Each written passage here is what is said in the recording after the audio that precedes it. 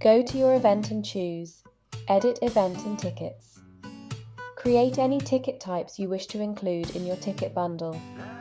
Click the Add a New Bundle button. Fill in the customer-facing details for your bundle. Bundle name. We recommend using a simple name, such as Family Pass or Group of 10. Description. A description of what the bundle includes, or any other information that will help your ticket buyer understand what the bundle price includes. Bundle price. The total amount the ticket buyer will pay for all of the tickets in the bundle.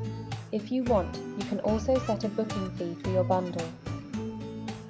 Choose which of your ticket types to include in the bundle. If you want to set a minimum and maximum order for your bundles, expand the advanced settings.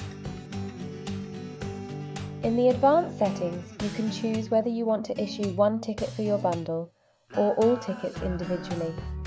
For example, the family ticket could either be 4 individual tickets or just one QR code, depending on what works best for your event check-in.